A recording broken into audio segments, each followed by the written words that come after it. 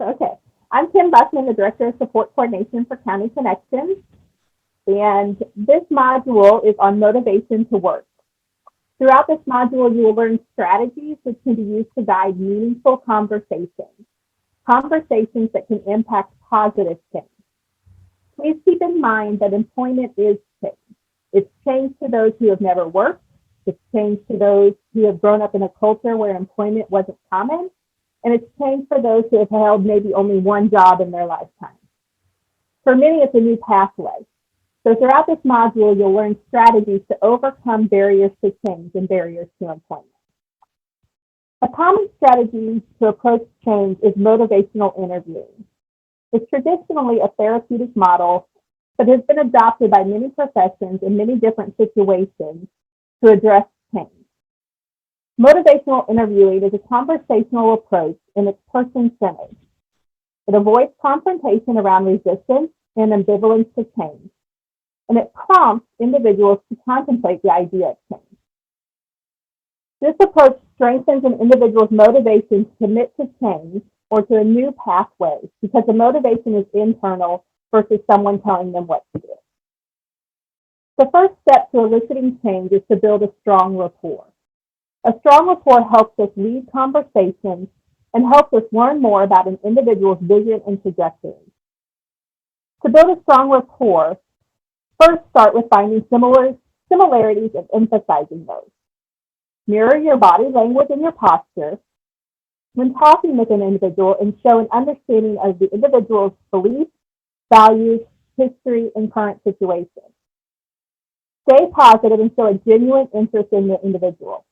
The stronger your rapport, the more likely you are to be able to elicit change. Once rapport has been established, strategies of motivational interviewing can be implemented. These strategies are known as OARs: open-ended questions, affirmations, reflective listening, and summarizing. Remember that motivational interviewing is a conversational, person-centered approach. When conversing with individuals, ask open-ended questions to learn more about their life experiences, their values, their behaviors, and their vision. Affirmations will show support and continue to build rapport. Affirmations encourage the individual's confidence in their motivation to change or to try a new pathway. Convey your understanding back to the individual to reflect that you're listening and understand what they're communicating. And lastly, summarize what's been discussed. The role of the support coordinator is not to tell people what to do, but rather help them find out for themselves why they may or may not want to do something.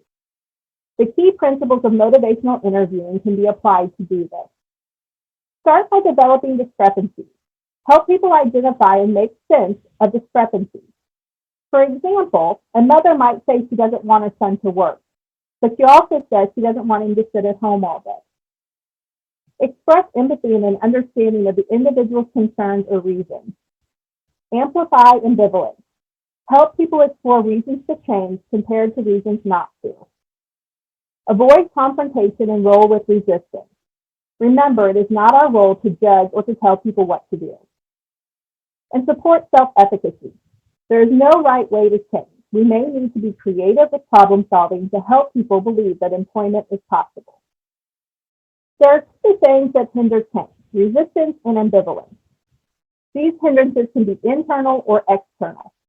It's important to understand our role and the roles of others in creating or exacerbating those roadblocks to employment. Employment First advocates for the individual's need for gainful employment, even when that means getting them on board with the life changes they will have to make. These barriers can negatively impact the individual's perception of their abilities and on their outlook of employment. They may present with ambivalence toward working and resistance. Resistance is typically based on one of these concepts you see: complacency, resignation, and cynicism. Fear most often drives resistance. It's our role as support coordinators to understand that fear and understand why an individual is resistant to change. There are 6 stages of change, and it is important to recognize and understand the stage of change an individual is in: pre-contemplation, contemplation, preparation, action, maintenance, relapse, or termination.